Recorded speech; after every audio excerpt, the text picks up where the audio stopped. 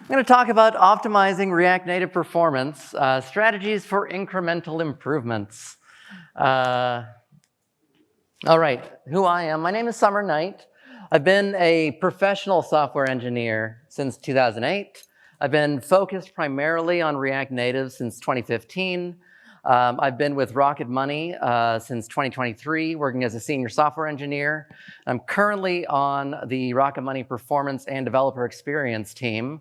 And I was able to convince the entire team to come out today. Can I get you to clap? Woo! Thank you. It's the first time I've seen some of them in person because we're a remote company. All right. So who this talk is for? If you're working on an existing React Native app, you want your app to feel faster, you don't want to break your existing user experience, and you don't want to rewrite your app. And the converse to this is that this will not be useful for people who are starting a new React Native project, since you'll hopefully be using best practices today as well. It also won't be useful if you believe that your app's performance is acceptable. If it's good enough as is, then things are good enough. You don't need to take a bunch of steps.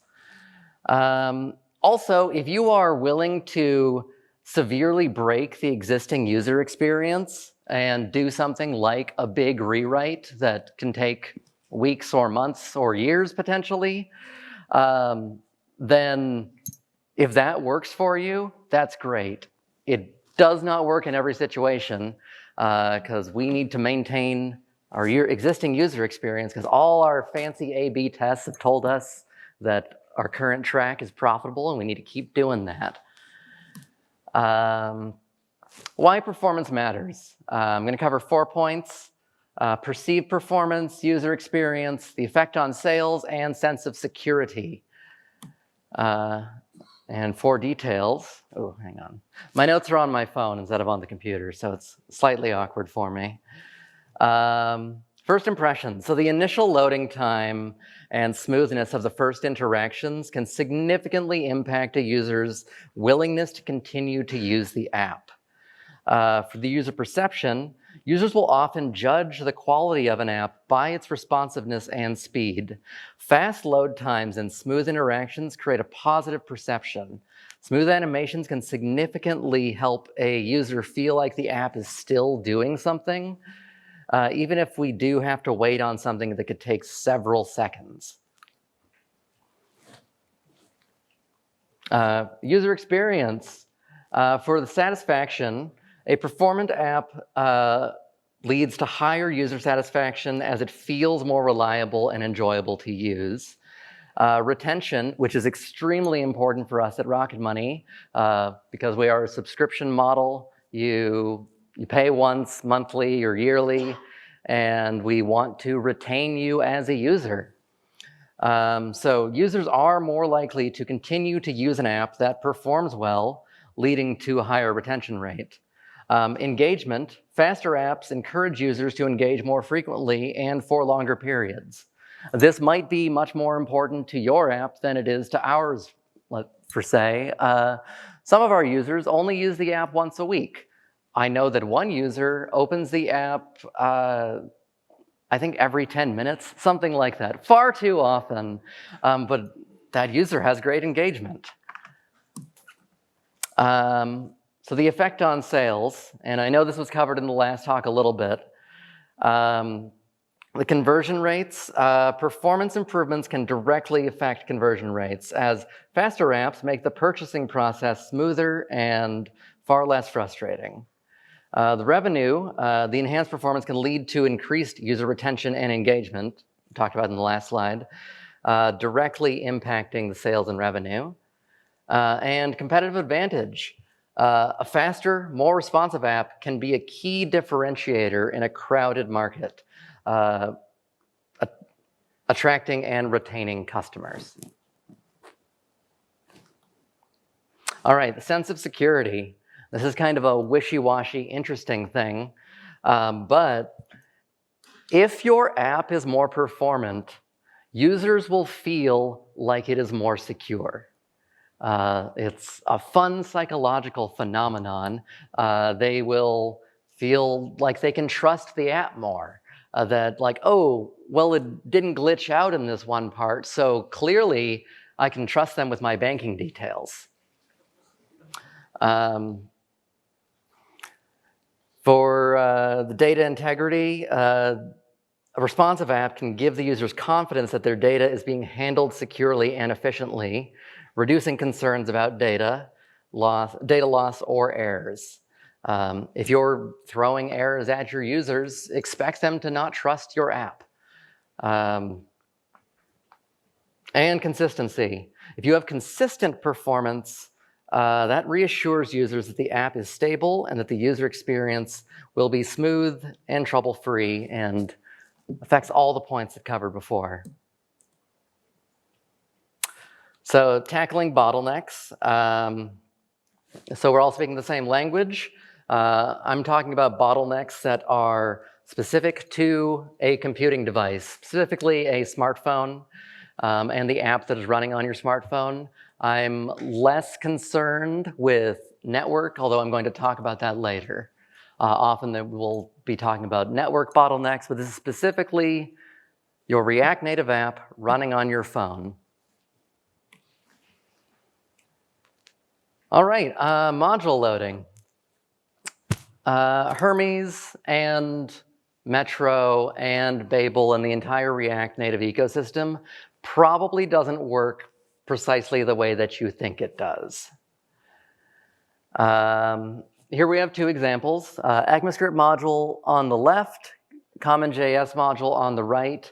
For all practical purposes, these can be seen as the exact same. In fact, the left-hand side will pretty much compile into the right-hand side. That'll then be put into a big bundle and then compiled yet again for the Hermes compiler, put into bytecode. But it roughly, if we can think about things in terms of CommonJS, that is more accurate to how React Native behaves, even though ECMAScript modules are the future of ECMAScript JavaScript. They've been the future since 2016. Here's an example of React Native's index.js, and this is just a small snippet of it, but we can see this is not an ECMAScript module, this is CommonJS, because we're doing module.exports and setting that to this object that only has getters on it, so that when, let's say, image is requested from the React Native module, only libraries image will be loaded, and only at that time in that lazy evaluation. And in that example, pressable would never need to be loaded. But this is also only 3 examples out of, I think, 50 or more within just the React Native root. Here's an example of visualization of roughly how the modules get loaded into your React Native app after the iOS and Android specific code is run. So I'm talking about it in terms of JavaScript code that we have control over and some which we don't. React Native initialize core is the first thing that's loaded, no matter what, before any of your handwritten JavaScript. And we also have our index.js file. These are the 2 things that get loaded back to back. But first off, we need to load the initialize core, and that will load a series of other setup files. All in all, those 4 blocks are very fast in the sense of it takes about 78 milliseconds on average, even in dev mode. I've never seen it take longer than 100 milliseconds, even on older devices. Once we finally try to load my app, what we're going to do is try and register the we're going to try and import app and then register that by calling React Native.register component. And let's say that app TSX also has a Lodash dependency. Oh, but then we get into this conundrum that we needed to load the app component, and that is importing several other screens, navigators, it's configuring Redux, it is doing a lot. We're actually also loading multiple versions of Lodash because it's easy to do that. Lodash is easy to pick on here because it's so widely used and used in different ways. You can use Lodash-ES, you can use regular Lodash, you can use Lodash.merge and all those other ones. All those like Lodash.merge projects and things like that have a significant chunk of Lodash as part of it. So you end up naturally with code duplication. There are mitigating ways around this, specifically for the Lodash case, but there's ways to mitigate this for most circumstances. I'm going to get into solutions. There we go, solutions. Isolate side effects, import modules lazily, avoid re-exports, and avoid unneeded dependencies. Also, to reset context, this is specifically for React Native and not for React Native targeting DOM or even potentially targeting Windows or another non-iOS, non-Android target. So, isolating side effects. Here's roughly what we ended up with, where every single possible side effect of, I wanted an empty file for the baseline, just to know that like, oh, that took 0.1 milliseconds or however long. And then loading Sentry as the closest to the first thing as possible, because if an error occurs at any point in the entire app's lifecycle after that, I want to know about it. And then configuring Logbox, that only matters for development. So in production, it ends up being an empty module. Same thing for why did you render? That's another development tool. Loading React Navigation, that just does the import, but because React Navigation is so heavy, it became valuable to separate it out so that we would know that, oh, this is taking 250 some odd milliseconds just to load this library without even mounting any components whatsoever. We also initialize Singular. We load the internationalization polyfill, which is an empty module in Android, but it needs to do something in iOS, at least for us. Datadog, because we want to send metrics to our big data stream and actually get the results of how long users are taking to load all these things into Datadog. And then that Redux store, that's just the synchronous configuration of our Redux store. That does not include any of the asynchronous loading after the fact to like repropagate the session and get the user back to the state where they were. So that asynchronous loading occurs after all of these synchronous side effects. And then finally, what we initially were just using our index.js file for, we register the app. And that's our last step. Importing modules lazily. Here's an example using React Navigator. On the left-hand side, we are loading things eagerly. On the right-hand side, we're loading things lazily. You can see because it's doing the direct imports on the left-hand side. So before my navigator, before any of that code is even exported, it needs to load all of the dependencies of screen 1, 2, and 3 any sub-dependencies they have. It can be a surprisingly large amount. And that is regardless of whether we're viewing any of those particular screens. If we look at the right-hand side instead, if we use this React.lazy syntax and the asynchronous dynamic import, within React Native, although the dynamic import is asynchronous, because all the code is available on device, that will resolve synchronously, or it'll resolve on the next tick, but for all practical purposes, it'll be synchronous, and you don't need to expect to have a loading spinner for that particular case. Though loading spinners are going to be great when we're dealing with network requests and things along those lines. A useful guideline is that at these navigation points where we're rendering these screens, that is a good place to do these lazy module imports.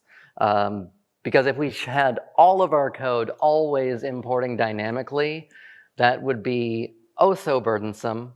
And writing any particular screen should be a straightforward thing to do. So you can do this without rewriting any of your existing screens, just the navigator code.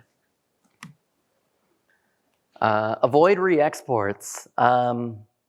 Here's a small snippet from a hooks/index.ts file where I show you 4 out of the 50 some odd items that are in here.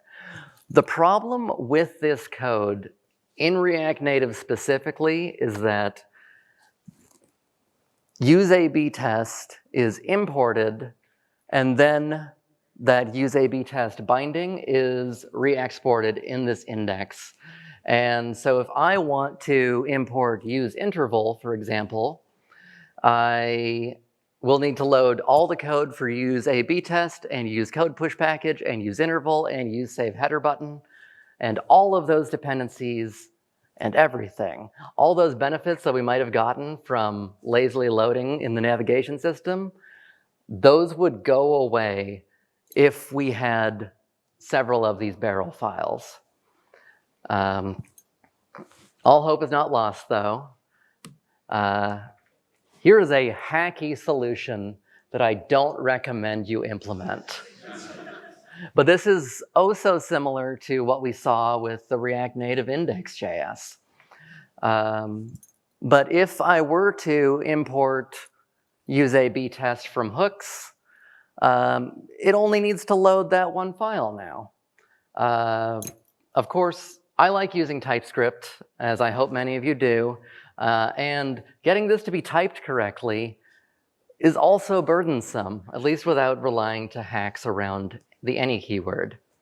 I would love to see a Babel plugin that just does this automatically, which probably means that I'm going to be writing a Babel plugin in the next week. And avoid unneeded dependencies. This is probably the hardest thing to do. One example is multiple versions of the same library. I have seen in multiple situations at Rocket Money before things got fixed, and in other companies as well. I've seen 5 separate versions of the full Lodash being loaded, as well as many other different packages. I just like to pick on Lodash. Libraries that serve the same purpose. You might have a wonderfully constructed React Native app that's using Redux as its centralized state store, and a few years later, somebody thinks like, oh, well, this Redux store is really cumbersome to work with. You know, I'm gonna use my own solution. I'm gonna use XState for this feature. And it works well. It works great even. And then somebody has the same idea the next year, and on their team, they make their state work with Jotai. and maybe the next year it's Zustand, and you end up with 4 different state machines in the same app without even considering use state and use reducer. Libraries where only a tiny fraction of functionality is used. This can be kind of hard to determine at times. I would argue that Moment is a good example of this, where you might just need to know the day of the week of some date, but you're loading in a lot of code in order to figure that out. Datefins is an amazing example of a library that is counter to this, where you can import just one specific function, and it'll only load that code that you need. And libraries that were valuable 5 years ago. I work with brilliant people, and time makes fools of us all. Some of the things I did 5 years ago are just awful in hindsight. And there's still things to claw back from that. Whether you caused this yourself or you're dealing with somebody else's messes, probably somebody else's messes that have been gone from the company for years now. If you can somehow reduce the number of dependencies, you're gonna have a better time. All right, network data. I told you I'd talk about it eventually. This is really going to be on a case-by-case basis. Based on what your app is doing and who your app is targeting, the answers to these questions are going to be different. So how fast is the user's network? If you are making an app that is targeting tech bros who live in major American cities, then that is significantly different than if you are targeting people in rural areas or international areas. How reliable is the user's connection? That's also affected. If a user goes through a bridge and comes out the other side and your app just gives them a useless error that they can't do anything about, your app is broken. It is not the user's fault that they went through a bridge. You need to handle those situations. How much data is reasonable to send to the user? It can be really easy to get in the habit of sending multiple megabytes of JSON to the user in the first few seconds of app load. And it's really hard to claw that back after the fact. So be aware of what your data flows look like and how much data the user actually needs. And can we start loading data earlier? During that app initialization part, as soon as we know what the user's auth credentials are to be able to make a request, we could immediately send out a request that pulls back all the experimentation cohorts that user's in, all the feature flags, all of that can start loading up front, which won't affect the execution of your JavaScript code, but the data will just be available for you when you need it. Reduce unnecessary renders. Unnecessary renders are often not a problem, except in all cases where they are. Suggestion here, use ESLint plugin React hooks. It works well. It'll help for some things. I am really excited, though, for the upcoming ESLint plugin React compiler. The React compiler is not ready for prod yet, and this ESLint plugin is still on version 0.0.0, but this will provide a lot of functionality to ensure that your app is ready to adopt the compiler and should work with existing code. I'm hopeful about that soon. I hope soon doesn't mean 2 years from now. All right, and Why Did You Render is also a great tool for reducing unnecessary renders.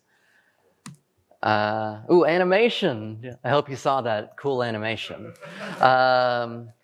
Use animations. They're wonderful. If you know that you're loading something and that's gonna take 500 milliseconds or even a full second or even longer, if you can provide an animation to distract the user appropriately, then you won't even notice that the bar chart is meaningless and has nothing on the x-axis. And some systemic changes that I strongly recommend to people. Upgrade React Native to as recent a version as you can and try to adopt the new architecture.